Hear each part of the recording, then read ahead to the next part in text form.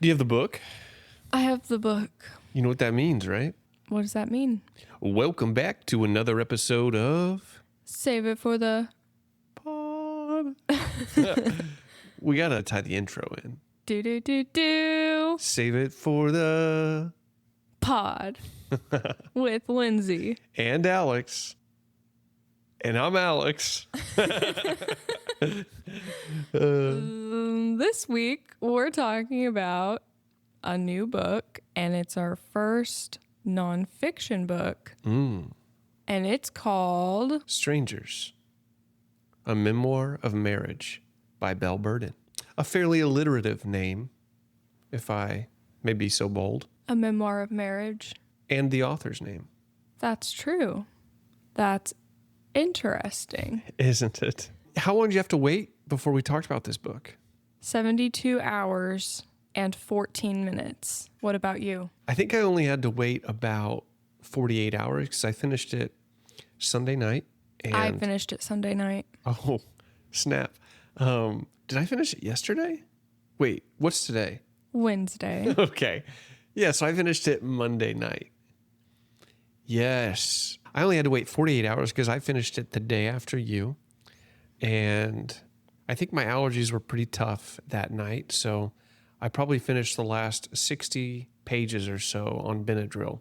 So I was a little bit drowsy reading those last 60 pages. Did it impact your experience? I don't know.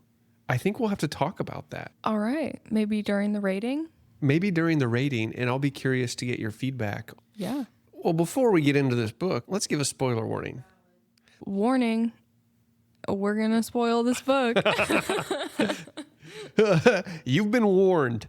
And in some ways, this book spoils itself if you read the cover or the insert, because it's about a woman and her experience going through a divorce. So the spoiler is she gets divorced. That's kind of what this book's about. It's about Belle. It's somewhat autobiographical, this memoir, and she tells the story of how she fell in love with her husband, and then 20 years or so later, He announces that he is leaving her right after she finds out that he has been having an affair. and then we get to see the way she deals with this and processes this experience over the next few years of her life, and the way she interacts with her children, the way she interacts with him, and perhaps the most important piece is the way she interacts with herself.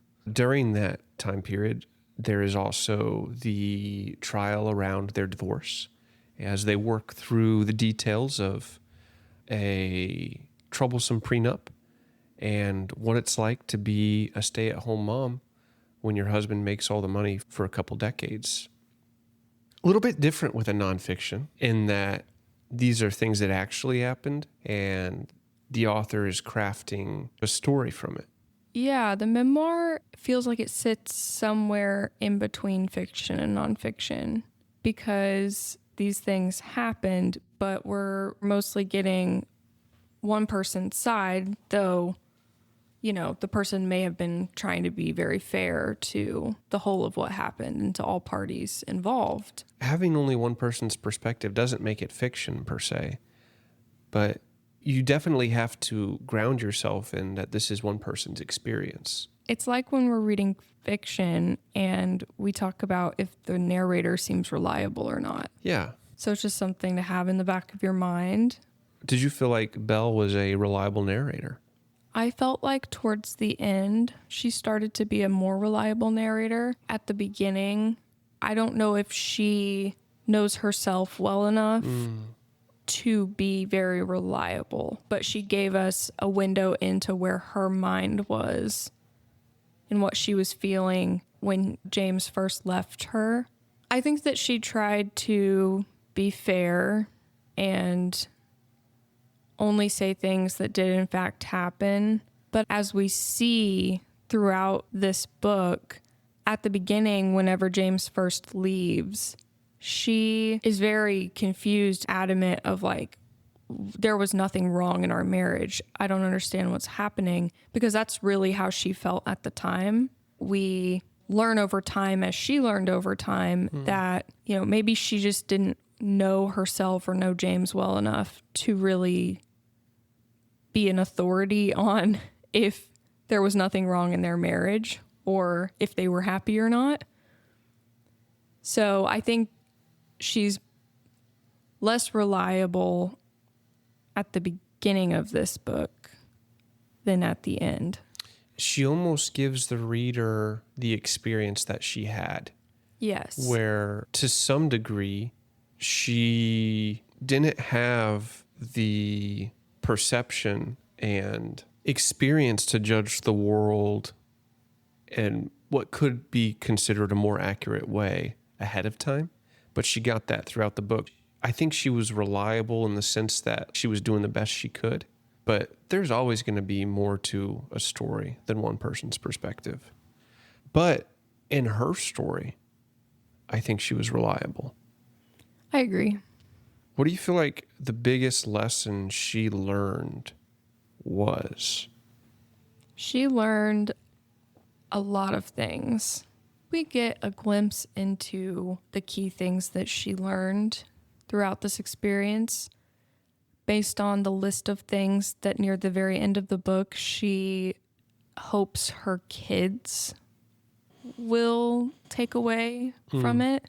It's essentially that her kids will insist on intimacy, on knowing their partner deeply and being deeply known, that they will talk to partners about money and what happens if the partnership ends, that they will build trust in their relationships, but not lose sight of their own authority, their own voice, or their intuition. She hopes that they will move towards people who are in pain rather than away, that they will understand that every person has experiences that make them who they are. She does hope that they'll fall in love with abandon, that they will know from watching her that if everything falls apart, they can get up and piece together something new. And I think all of those tie in to the journey that we got to watch her go on and the things that were such huge impacts in her experience. Would you add anything to that or emphasize anything in that the most? One thread that I saw pretty early on was she talks about going to college to be a writer. And she gets this feedback from a young man named Greg. Shout out to Greg. And it's pretty negative feedback. And even though she's already won like some awards or competition, or she was like considered a promising writer to some regard, but that feedback was so devastating to her that she decided she'd change her major to something that she didn't necessarily want to do, but it felt like a safe option. And I think that was the story for her, this desire for safety instead of like risking it to get what you want, and then trying to be content in that safe solution that you didn't necessarily want. By the end of it, she doesn't live so timid, so safe, but instead she gets out of her shell. She starts writing again. She puts herself out there and is aware that to live is, in some ways, to throw yourself out into the world and people will judge you. But if you believe that that thing is worth it, then it is. And if you want to be happy, it's going to be not by denying yourself out of fear of failure. By the end, we see her being truly her and letting people deal with it in a way that I don't think she got to before. Instead, she kind of took refuge in her ex-husband's ability to do the hard things so she doesn't have to worry about those things. So I think her independence and her willingness to become independent and be independent was what I saw in terms of her real character growth. Yes. That comes through with some of the things that she listed out. Building trust in a partnership, but not losing your own authority and autonomy, your own voice in the process. And also having awareness and talking about money and what happens if you ever part ways, because that's something that she just completely let her ex-husband manage, and she just didn't have any knowledge about their finances.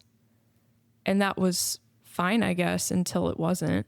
Right. You know, I think it's important in a partnership to trust your partner and split work to build a life together. It takes a lot of work, but there was a lot of blindness that she had, and just a lot of ways that she chose, like you were saying, to almost take refuge in stereotypical or perhaps traditional gender roles in a house. And in doing so, she lost a lot of independence. She left herself very vulnerable. Extremely vulnerable. If you want to do traditional gender roles in a home, what you shouldn't do is allow either individual to have so much power over the other individual that they're not going to be okay if the other one leaves them. And in this case, you see the threads of James, whether intentionally or not, but weaving a web of her relying on him for a lot of things that, if given counsel outside of their marriage, she would have had a different opinion. And it seemed like if she ever tried to push that, either she was too timid or he was too closed off to the idea, and he would get angry at the concept. That in and of itself would have been the first red flag, which is if you can't discuss sensitive subjects with someone around money, around what's it going to be like if you change, that's probably not a safe relationship in the first place, because no one is immune to change. And if the you now loves the them now, then the you now should try to ensure that the you in the future is not going to hurt them in the future. And we didn't really see that from James at the beginning of their relationship.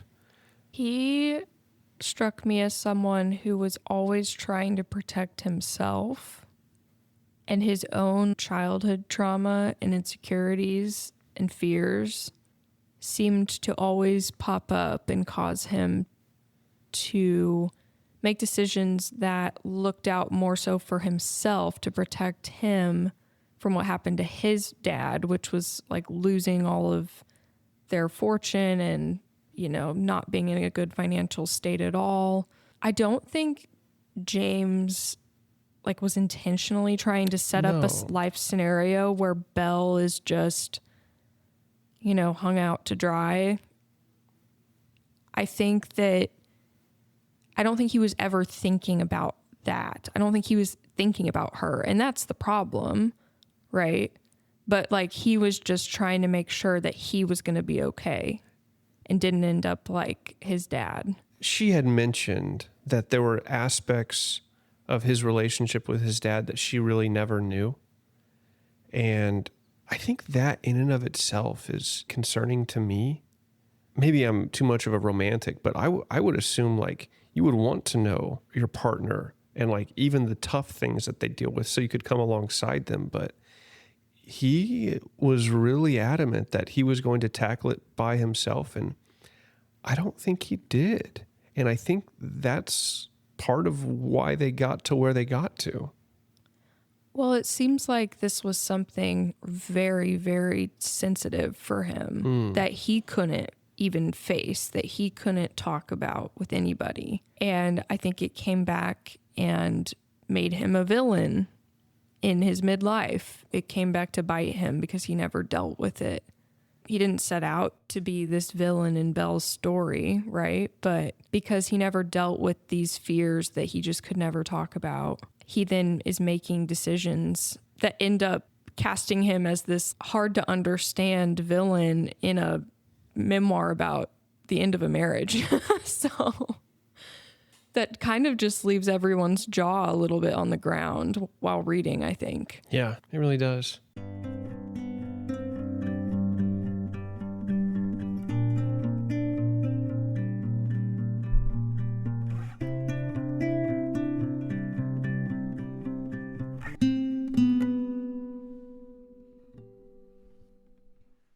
A typical prenup is essentially any assets that either party bring into the marriage. If the marriage divorces, those assets still remain with the party that they came in with, but then all the assets accumulated while married get split evenly. But James didn't come in with tons of assets like Belle did. So Belle is basically an heiress. She has trust funds. Oh yeah, did we mention that this book is some weird combination of a memoir on the end of a marriage, but also like how the 1% live? Because it is that as well. So it's really intriguing to read. Not so dissimilar to watching like a modern version of something like Bridgerton or Downton Abbey or The Gilded Age, where it's just this immense wealth and romantic relational drama that goes alongside of that. Belle is an heiress in New York City. She has trust funds. So she comes in a lot more wealthy than James. If you have a trust fund, you aren't like the rest of us. James is like, well, can we actually change the prenup to say we keep whatever we bring in during the marriage too? So we wouldn't split that 50-50 like a typical prenup would say. That was what he wanted. And Belle was kind of advised that that is not normal, but she just kind of went with it. And that's the prenup that they had. And so Belle came into the marriage with a lot, but then she used a lot of those funds to purchase both of their housing situations fairly early on into their marriage. Those being An apartment in Manhattan and a nice little home in Martha's Vineyard. a summer house Yeah. in the vineyard. So his stipulation for the prenup was any assets accumulated during their marriage get to belong to whoever accumulated them unless they specifically say that it's to be shared. And so when she purchases these two homes, essentially, with her trust fund money, she puts his name on them too. So she has said that this is shared. In the name of love. In the name of love and trust and, you know, good feelings. In the words of Aaron Burr, I'm a trust fund baby. You can trust me. Is that Aaron Burr? I mean, that's Hamilton's Aaron Burr. No, I knew it was from Hamilton, but I forgot he says it in Hamilton. That's funny. Yeah. Then she, once they start having children, which they have 3 children, she stays home with them. And not just when they're little, but she's still a stay-at-home mom, I think, to some degree. Yeah, she still did some law work a couple days a week. There was a time where she was working for her brother, doing some contracts work, but eventually she also started working in immigration during her That's right. the later years of the book. But it's not full-time, and it's not paid either, I don't believe. She's not big time investing in her own career. She's not rising the ranks. She's not bringing in money. And James is supporting their family with all the money he brings in because he is very much a career man. He focuses heavily on work throughout their marriage. Heavily. At the expense of Being there for his family during the week even. Yes. There were times where he's not coming home until after dinner, and he doesn't like really doing anything at home.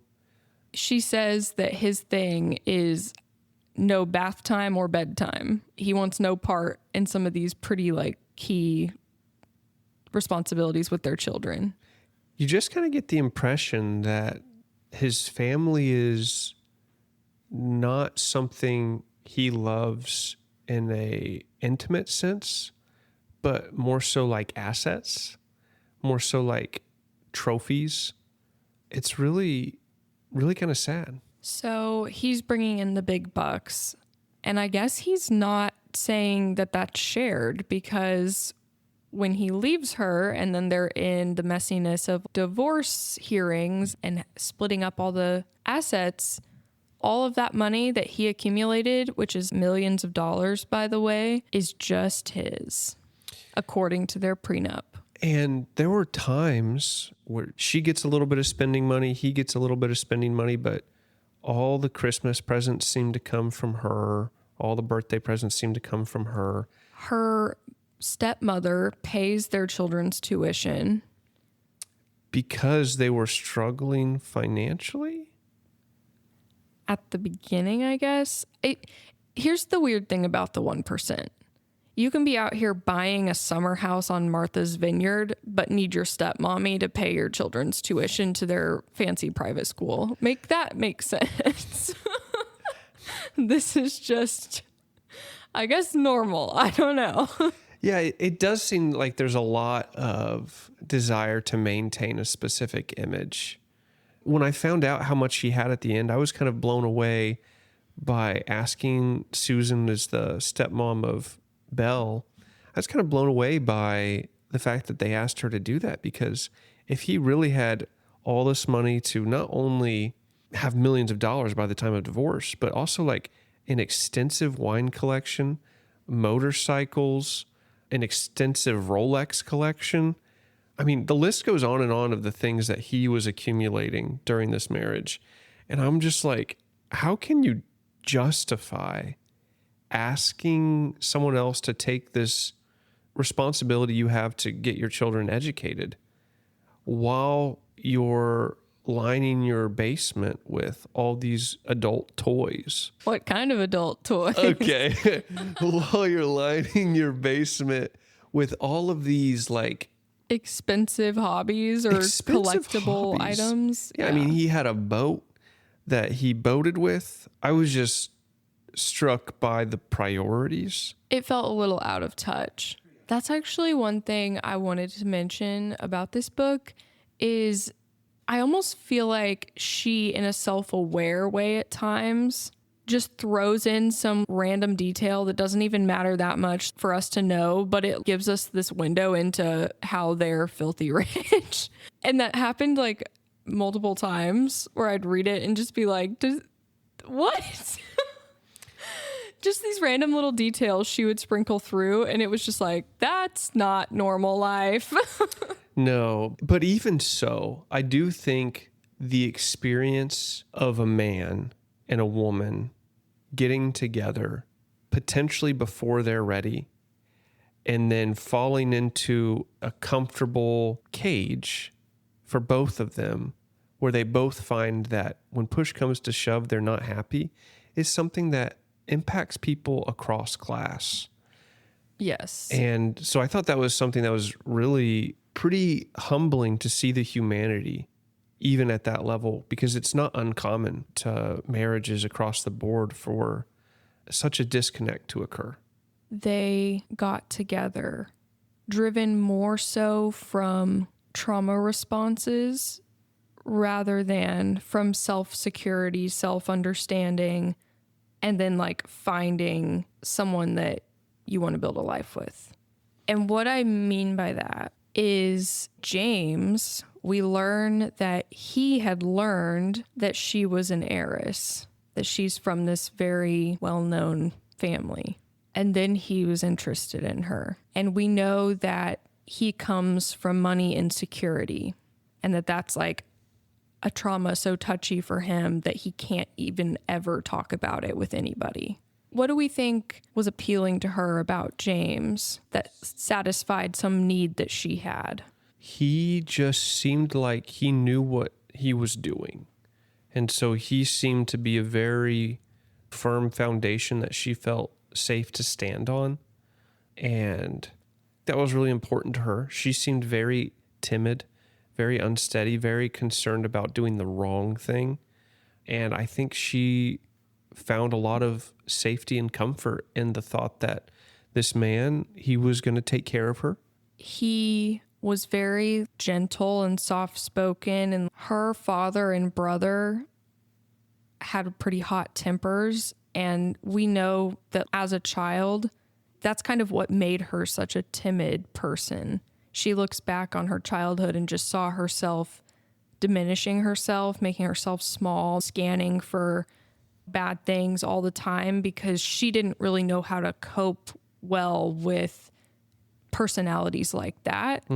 It stuck out to me because she was talking about her stepmother, Susan, who really knew how to like manage her father and her brother without diminishing herself. She never like backed away or got walked on. She could exist with those hot-tempered people like that and not lose herself at all. Right. But Belle could not do that. She says over and over in this memoir is like she just couldn't believe that her kind, caring, soft-spoken, like just gentle husband could be this person who just is cold and just leaves and doesn't want anything to do with his children even. There was one point in time where he said, I forget the quote, but it's something to the effect of, "Oh, boo-hoo, Belle," and just really sour to her. He was mocking her. He just got very icy towards her. Stands in stark contrast to her thoughts of him at the beginning. Right. The things that I think drew her to him. And again, not that those positive qualities aren't things that might draw anyone to somebody, but I think that for her in particular, it's easy to see how, given the childhood she had, how James was someone she could have a whirlwind love connection with and then build a life with. It's not a big leap. I don't think we can choose our life partners consciously until we're living our lives not from a trauma response, but from our own 2 feet being firmly on the ground and knowing ourselves, you know? And I think a lot of people end up with their life partner before they have reached that point. It's hard to reach that point. That puts people in a rough situation where as they finally do confront their trauma, if they do, and suddenly their partner's no longer playing the role that they once played, that then brings you to a situation where why are you with them if not for this trauma response? And if you no longer need it, how do you relate to them as an individual? That is one thing that causes marriages to dissolve. I think these two, it was actually a little bit more explosive than that. It was a matter of one person just snapped because they had been living a life that they didn't actually want. They had been living a lie in some ways. And I feel like he just buckled under that. And that's why it was such a quick, immediate shift. People talk about midlife crisis, right? I feel like that's what that is when that happens to people. You're wearing the mask for so long, or you're like playing out the role that you're supposed to be playing that you've built for yourself for so long until you just can't anymore, until your body just can't anymore, until your mind can't anymore. So I feel like that's what happened to James. And Belle, I don't know. I don't know if that ever would have happened for her if James hadn't been the one to blow everything up first. Looking back in retrospect, other people said that she was very like anxious or uptight or... They had to walk on eggshells around her moods, essentially. Yes. Which we didn't learn that till close to the end. And I thought that was so enlightening. Yeah. Because we have just no clue. Because from Belle's perspective, which is all we have the entire time, she was just perfectly happy in her marriage and their life was beautiful and perfect and there was nothing wrong. And how could this have just happened out of nowhere? That part of the book that you're talking about, when one of her friends is talking to her about like, oh, like you're different now. You used to be like this. That was profoundly insightful because I think it just unlocked an understanding of, oh, like it is shocking what James does at the beginning of the book, but it becomes like a little bit less shocking whenever you start to get a better look at where the cracks really were in their own happiness, in their marriage, in their family. They were almost enabling each other in some ways to exist in these unhealthy behaviors.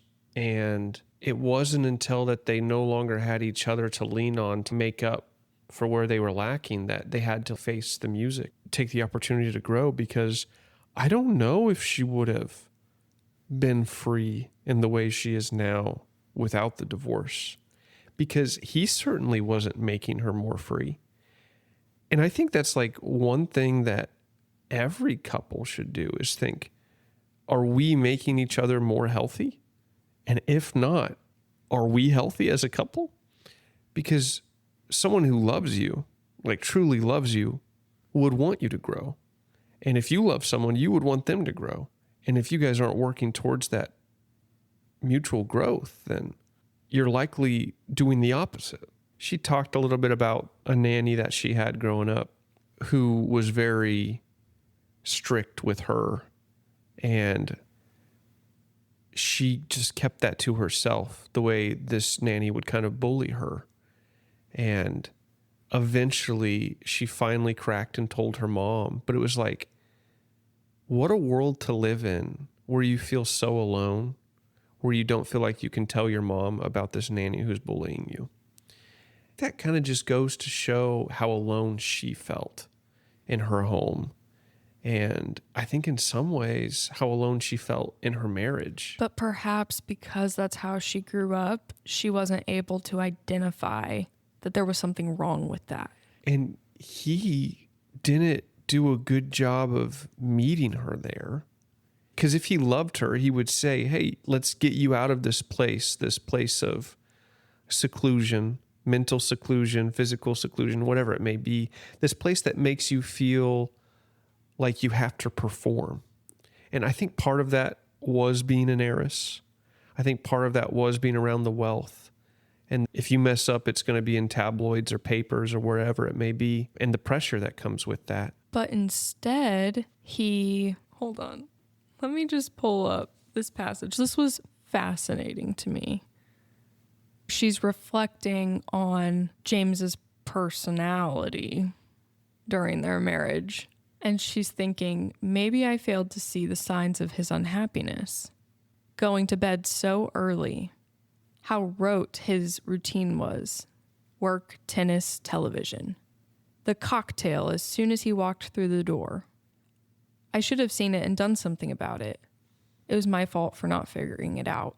So instead of him talking to her about why she's being so uptight or like what's going on, or trying to, like you said, kind of help her become a more healthy person, he dealt with it by his very strict routine and hobbies that allowed him to sort of be there but not be there, kind of be checked out from it. Towards the end of the book, we kind of get the impression that he always looked down on her a little bit, where he felt like she was just spoiled and always the victim. And how could you have so much money and still be a victim? Even in the way he's responding to her in those scenarios where he works, he goes and plays tennis, then he comes home and watches TV. That is someone who's disconnected and not interested in helping this person he's supposed to love in whatever she's struggling with. Not only does he not feel the connection to say, hey, I'm unhappy, but he doesn't have the wherewithal to say, and I'm concerned about your unhappiness. Already you see this fracture between them, this distance that neither of them seem interested in closing. And if there's a distance that neither of you are interested in closing, I'm just like, do you guys really want to be here?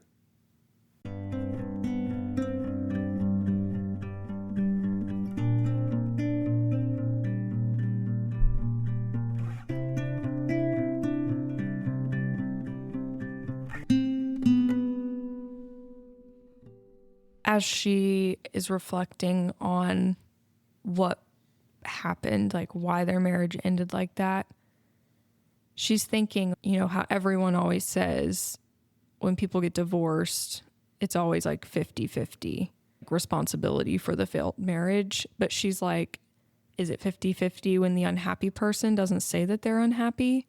When they act like everything is exactly as they want it to be, leaving their partner to guess? When they don't give their partner a warning, a beat to change course, to grow, before betraying them, before cutting the cord? even in her self-reflection later after some time has passed, and it's like, yeah, maybe he was unhappy and I just was not seeing the signs at the time. I thought that everything was fine. He never told me that he was unhappy. There was never explicitly a conversation where he voiced that unhappiness. And I just have to wonder, she says multiple times how happy she was. But then, you know, we get to see her really finally step into her own when she's forced to, when she finally has this independence that she didn't really want, but now she has it. And then we do start to see her realize she never wants to go back to like the person she was before, who had much less autonomy and independence. Things aren't all or nothing. Things aren't so black and white. Like, I think that they did have happiness. I think that she did feel happiness in their situation before James left. But, or maybe I should say, and we get glimpses into areas where she definitely could have been happier because her symptoms of unhappiness were coming through too, with the being very uptight, being someone with bad mood swings, not having any financial autonomy, things like that. Not being encouraged to do the things she wanted to do. Right. Like, even when she was offered a job that was appealing to her and her kids were not little anymore, she brought up the prospect of accepting this job with James and he just immediately shut it down. That just goes back to independence. If you really love someone, you want to make sure that they're going to be okay if you're not there. That would have been a great opportunity for him to be like, is this something you want to do? She spent a lot of time asking for permission from him. And oh, yeah. She was asking because she wanted to do it, not because she wasn't sure. I don't think he had the wherewithal to see that. And if he did, he was just being a butt.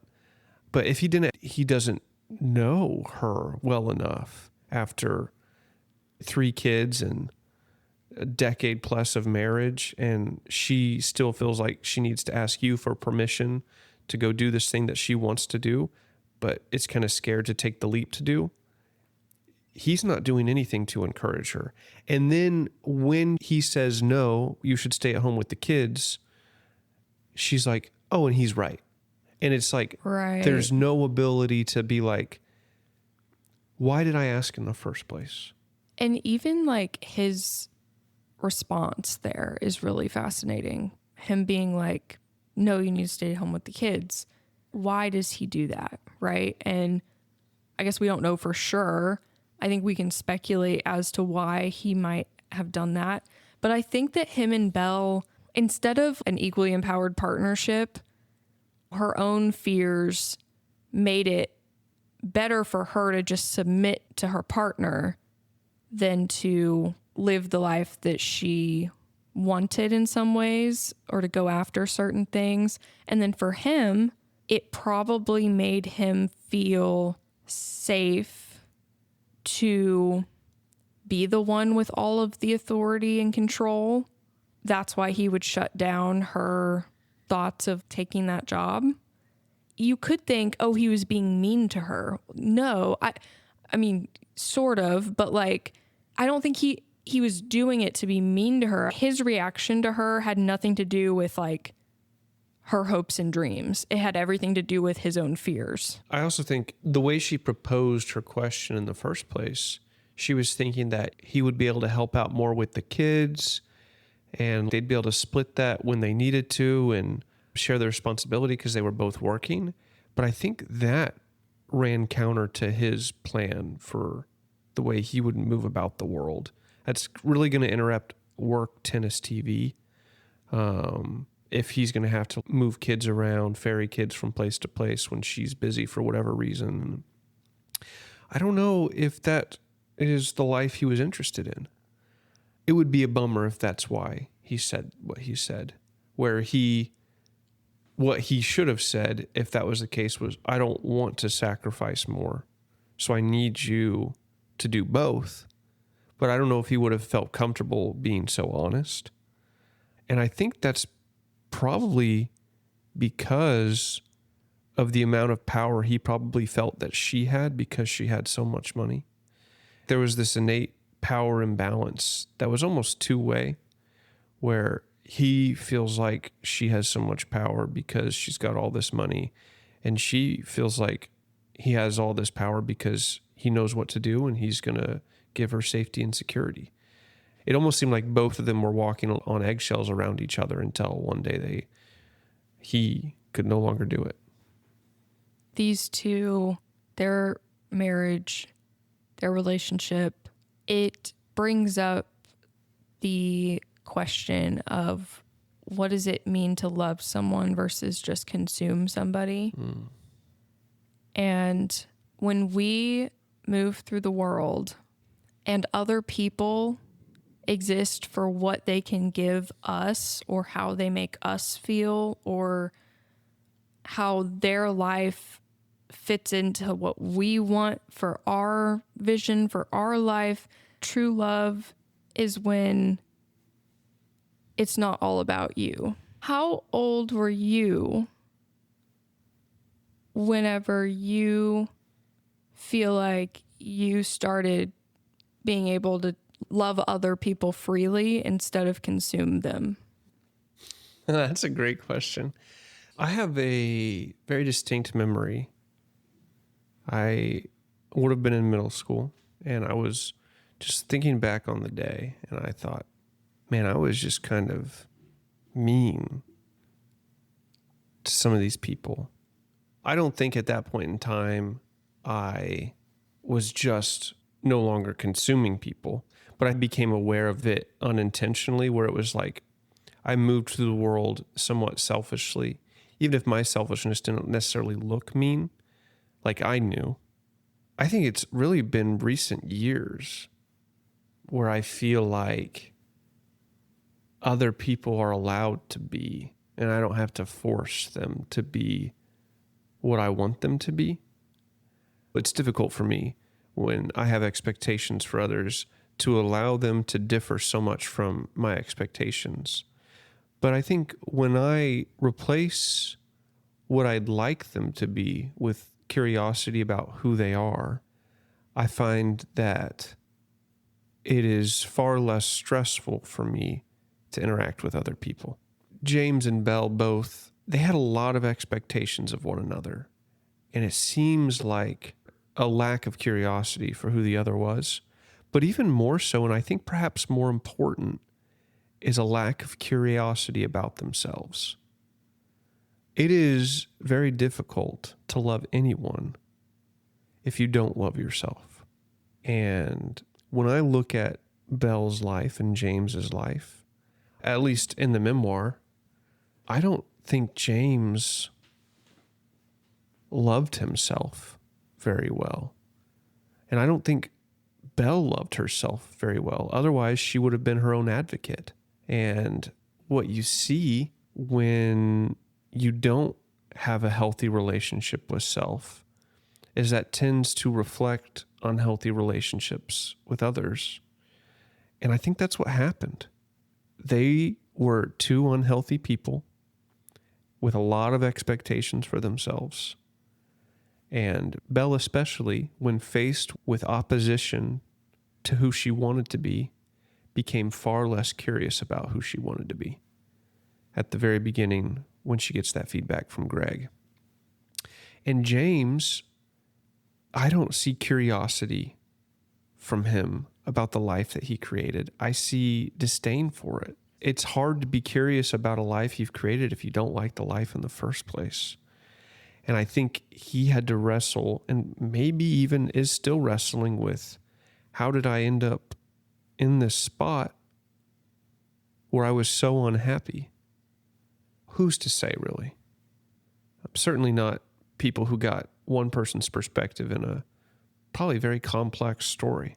But I do think we see Belle, as she begins to consume people less and just be in the world, she's able to build authentic connection and actually make relationships where she can love people.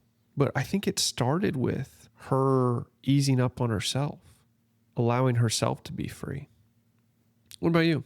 I think I was in my early 20s whenever I remember that shift happening for me. One just kind of easy to point to example would be like if I had a friend who was going to move far away. That would have really maybe upset me, or it would have been hard for me to be happy for the friend because it was taking something away from me. And, you know, if I had hopes, if I had placed far too much hope on this being my friend and like, you know, we're going to see each other all the time and all this stuff, like, and then that gets taken away. But I think after the shift occurred for me, I could see how it's important to encourage people in when they're making the best decision for their life. You can still feel sad, you know, if your friend's moving away or whatever it is. You can still feel whatever authentic emotions come up for you, but there can also coexist a joy that the other person is getting to do something that's best for them.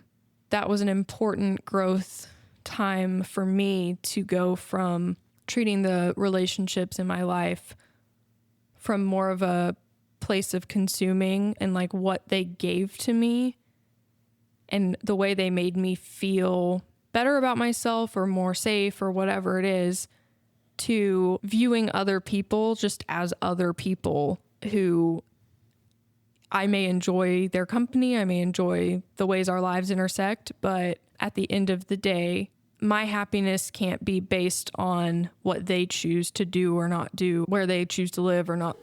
In my mind, when I think back to it, it's like before I had this iron grip around trying to make sure all the aspects of my life could be controlled in some way. And so it's like a loosening of that and a peace with that. And then I'm just able to interact with people more freely because I'm not trying to make them fit a role that I want them to fill for me or something. Like Right. it's not like that anymore. Maybe in the next phase of Belle's life, I feel like she now knows herself and she's now having these more authentic connections with people. Because it almost seems like the relationships she builds in this very raw experience where she's not putting up a front, like these are the relationships that seem like they will last, and she seems less lonely and not just her and the kids type. But it seems like she's actually building authentic connection with these people who struggle the same way she does. I think, did you read the acknowledgments? I did not. I thought, so spoiler, I didn't cry during the book, but I think I No cried way. during the acknowledgments. Wow. Okay. I didn't read them. Yeah, I would recommend reading them. There's the narrative and it's written, but I think even more so what you get is like where she is now. In the acknowledgments, it felt good for me to see this woman that I was caring for as I was reading this book feel like she's in a spot where like, yeah, she's got this. She can keep going. And she has. That's really cool. Yeah. I'm going to go back and read those.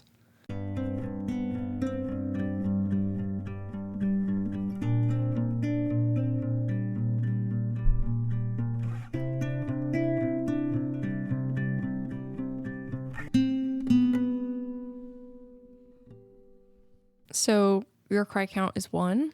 Yeah, but it's like, was it during the book? I mean, It's in the book.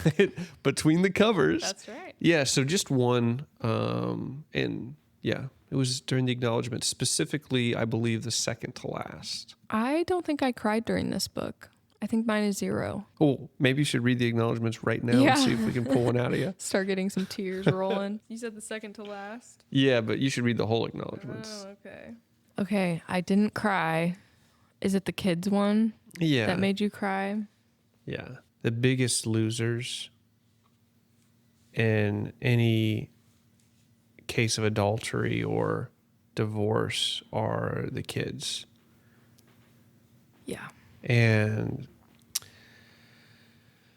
I think it was interesting as you move through the book, you see the way her daughters are interacting with her, where they're trying to make up for where she's lacking. And it's like, it's really sad to see these kids have to be a parent. For the parent, that's on her. And it's also on James. It's on James because he caused the situation. He made the choice. And it's on her because she's dealing with something so difficult and can't show up in the same way she was before. I think all kids should just get to be kids. And I think her relationship with her son, I thought, was interesting because they seem to just not be able to talk about it. But like, obviously it's on his mind. And he already seemed so distant from the family. He wasn't living with them during this time. Just a tough situation where kids have to grow up faster because the adults made a mistake. And then James not even wanting to keep them in his life in a way that was intentional. That's brutal. Yeah, because the custody ended up being he will eat dinner with them on Thursday nights, and he didn't even follow up on that very well. What does that do to a kid? For them to think, wow, okay, so you don't even want to eat with me? I can't spend the night at your home. You don't want custody at all, basically. A lot of the dads in the book were all like, well, they're adults, basically. Let them decide, but you don't seem to even give them the option. I don't know. Leaving your entire life, walking out on your family, and then putting the burden on those children that you left to connect with you is crazy work. It's cowardly. Yeah. That is probably the most monstrous thing James does. That might be the worst thing that he does. You just hate to think how that could impact those kids, you know? Absolutely. I think the second to last acknowledgement is acknowledging the children. And I'm hoping that the kids got their say, that the kids feel free to express themselves and be, despite the world around them collapsing as they knew it. I wondered throughout the book what impact this has on the kids. And near the end, whenever Belle publishes at least a part of this story in the Modern Love column, one of the negative reactions that people have is, how could you do this to your children? Like putting this personal family thing for public consumption. Like, how could you do this? And Belle actually writes out a similar feeling that I had, which is, what if telling the story publicly, saying what happened to us, actually helps my kids? What if seeing their mother rise, seeing her claim her life, giving clarity to their experience, is the greater gift? Isn't that possible too? And I just paused and was like, yes, ma'am. Yes, ma'am, it's possible. And I think she's right. Yeah. Not knowing the kids personally or speaking to them personally, but she thinks like, maybe because I talked about it, because I wrote about it, because I didn't pretend it was okay, maybe I stopped something. Maybe they're not going to be like broken from this because we were open and honest about what we were experiencing. That was another big piece of growth for her, openly talking about this thing. Because I think her mother and grandma both had husbands who were adulterous or dealt with issues, and it was all very swept under the rug. I do think that creates such a burden on the kids to hold this thing that is so weighty for them on their shoulders. But like, that's the reality of their lives. And Yes. when you have to keep things inside like that, it creates the Jameses. Whenever bad things happen, kids oftentimes find ways to blame themselves, of like somehow it was something that they did that caused this, and they internalize things. And I think it's really important for adults in their lives to make it very clear, this is not your fault. You could not have changed the outcome of your parents' marriage. You could not have done anything. Choosing to talk openly about what happened to them and how it wasn't right and how this is not normal, this is not okay, and it's not on you guys, that is probably really important for children. Otherwise, they're just going to internalize all of this. The child's going to make their justification make sense in their mind, whether it's reality or not. Right. They rely on these individuals for everything, right? These are their parents.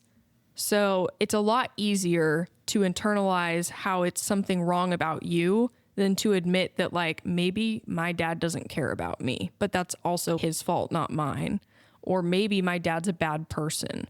Or maybe my mom's a bad person. Whatever it is, like, maybe it has nothing to do with me, but that then creates this scary scenario where the people you depend on can't be depended on and can't be relied on, can't be trusted. That makes you very vulnerable as a child. Yeah. I think Belle taking control of her own story, because it is her story, and showing the strength in the midst of so many Gregs of the world is good for her kids to see.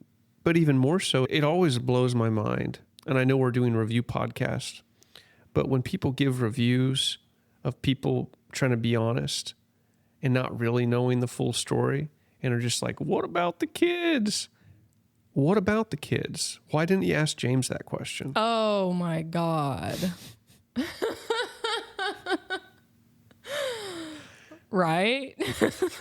Like, oh, shoot, you got left by your husband and it's your fault, not James. Like, come on. Come on. Belle definitely faces some double standard in this book. Yeah. And that's tough, even when you are in the 1%. Mm-hmm. It's still tough. Yeah. It does seem like Belle has a good relationship with her kids still and that they're close. And I think that is so important that they didn't lose both of their parents because of this. But whenever James first leaves, when Belle is just a wreck and is not functioning how she normally would, understandably, there are ways that that definitely impacts. And it's not just that she's not functioning the way she used to, but also the fact that James left. Both of those things are impacting the kids pretty significantly, especially the two daughters who are there at the house. They're not away like the older brother. There are definitely moments where I think Belle is a somewhat aware parent where she wonders how things are impacting her children in the moment. But one example I remember is one of her daughters really took up cooking in this period where Belle was just not really able to. James was kind of the one who did meals that incorporated things that they found on Martha's Vineyard, like around their home, like clams, the local flavors and everything.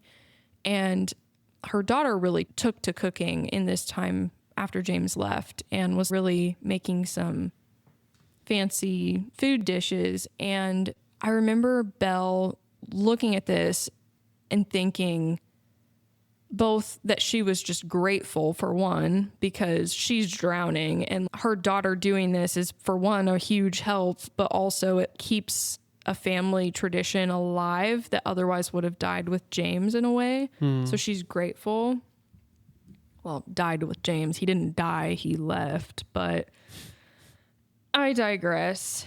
And her daughter's like, see, Mom, I can do this for us, referring to this cooking. And she thinks, I felt my heart drop when she said it. This beautiful girl, only 15, trying to fill the space her father had left, trying to make it easier for me.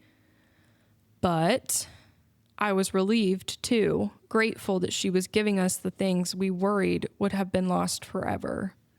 It was really interesting to see, even in Belle's own processing of some of these moments where her children are being forced to not be children way too early, and she's worried for them for that.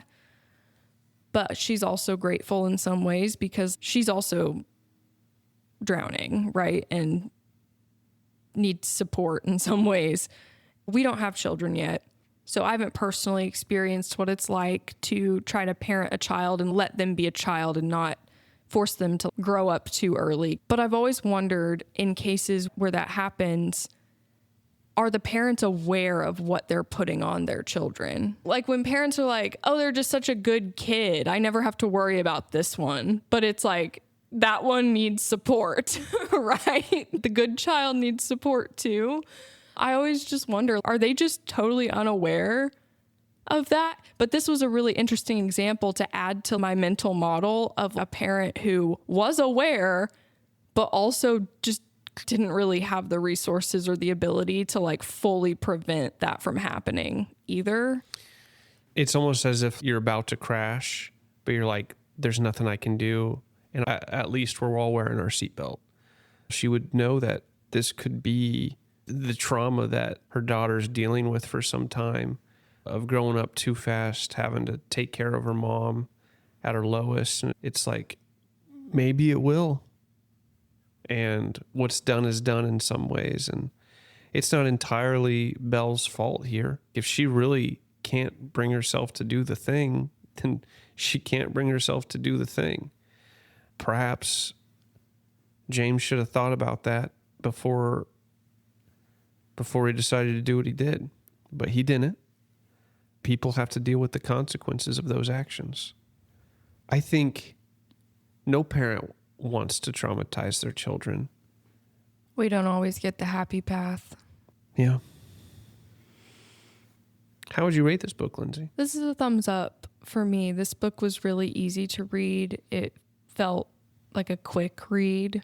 It's just pretty fascinating seeing this story unfold through Belle's eyes and watching her growth.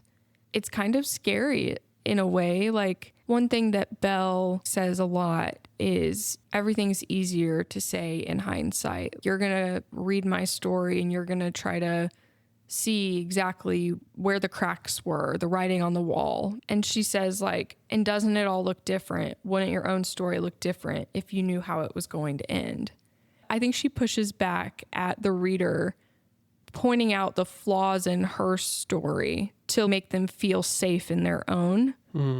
It's a cautionary tale that makes you think about, what does truly knowing someone and being known look like? And sometimes we can like totally miss when there maybe was writing on the wall, right? So there's just a lot that it can make you think about. I enjoyed reading it. You raise an interesting point. I wonder if Belle asked her brother about her and James. Did she get a perspective from her loved ones before they just made everything official and got married real fast? Because it was like a whirlwind of an engagement period and a dating period. It was like just a few months. I would push back on her and say, given what we know from the beginning, I think it would have been difficult to predict. Sure. I think the warning signs were very clear. And that being said, just because a relationship has warning signs doesn't mean it's going to end the way this one did. That's absolutely true. But it doesn't mean it's healthy. And we should always be aiming for healthier. How would you rate this book? I would rate it a thumbs up as well. I feel like the last 60 to 80 pages under Benadryl felt like a little bit of a blur. It doesn't follow some of the patterns and frameworks of like a typical fiction. But there were areas of conflict that she weaved in really well with the nature of the prenup and really the testing of her being an independent woman as she fought back against and countered his prenup with her own. That did go poorly. But that doesn't mean she was wrong to live, to have life, to fight back. I thought she did a good job with really using that as a solid narrative device that showed her character growth, and just tragic in some ways, the way that it happened, kind of the absurdity of the situation. And at the end, I felt like she was really wise about it, where she was like, James is not an evil person. He contains multitudes. And he was just scared. Yeah. In a lot of ways. Yeah. So I would give it a thumbs up. I would say, like, everyone out there who is looking to get in a relationship, A good, loving relationship, from my perspective, is not one that says, I'm going to protect you from everything. It's one that says, I'm going to empower you. Freedom in a relationship is not being caged. That's the crazy part about this, is like the cage always feels comfortable until the person outside the cage hurts you. And then you realize you've been trapped the whole time. It was just comfortable so far. There's a message there that, does your partner empower you to be a better you? Or do they prevent you from building the muscles in the areas you're weakest at sometimes? Because if you let that atrophy, like she let her ability to manage money atrophy so poorly that it was like a scary thing for her. But this was a lawyer who dealt with contracts, who was well-read, well-educated, and over time, she got scared because of the muscles that atrophied at his request. I'm all for equal parts and doing your best to equalize the load, but I'm also like, tomorrow's not guaranteed. So setting your partner up to be alone is sometimes worse off than going through a little bit of a struggle now so that they could be prepared in a worst case scenario. That's why you had me file our taxes last year. That's right. That's right. Exactly. Because what if? How'd it go? It was free and it was easy. Well, it wasn't quite free, but Not only was it easy, I but actually figured out that we could get a certain tax credit or something that we didn't know that we could get. So I was pretty thorough and it paid off a little bit. You did a great job. Thank you. Yeah. And it's like everyone could do things like that. If you're only staying together because of the cage you've built each other, is that really a love that comes from freedom, or is it a love that comes from necessity? And if it comes from necessity, is it really freely love?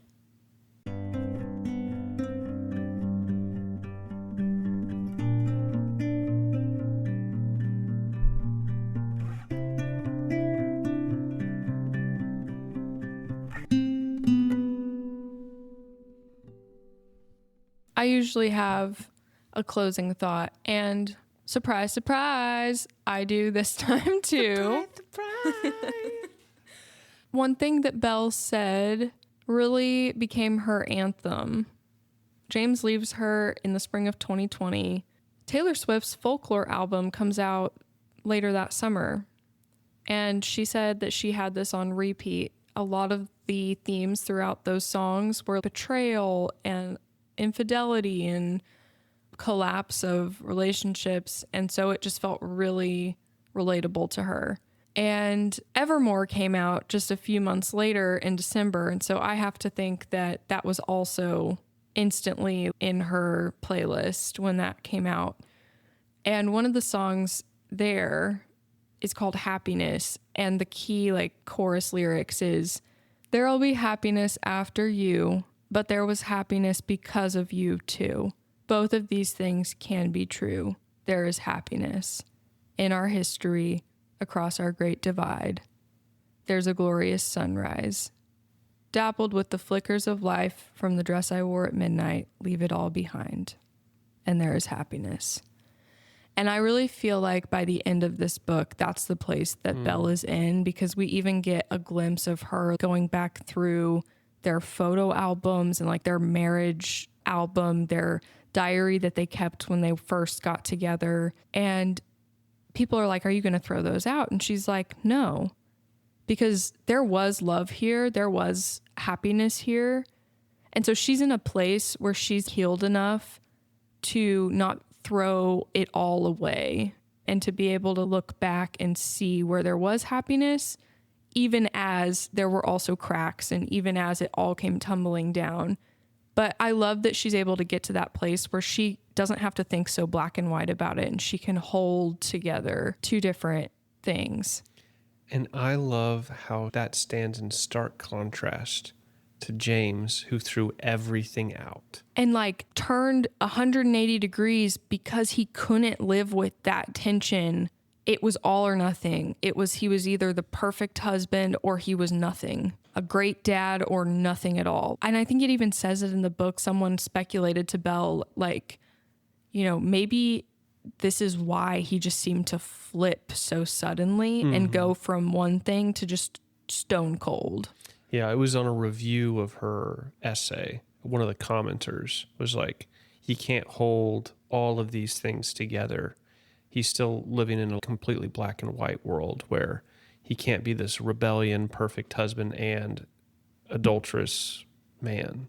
It's sad that is possibly why, despite him wanting to walk away from his marriage, like he didn't have to walk away from his kids, and yet it seemed like he had to, right? Yeah.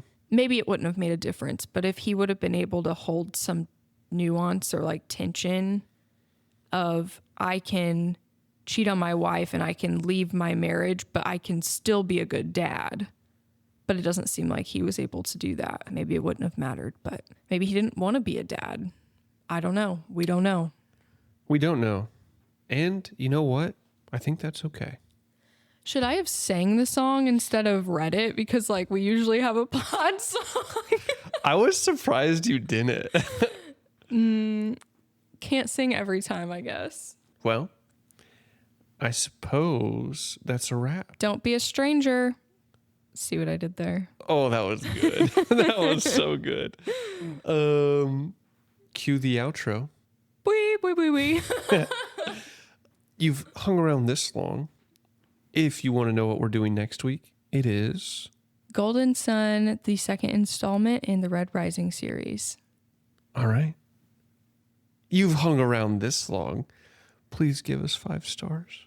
Smash that subscribe button. And write a nice comment. Oh, goodness.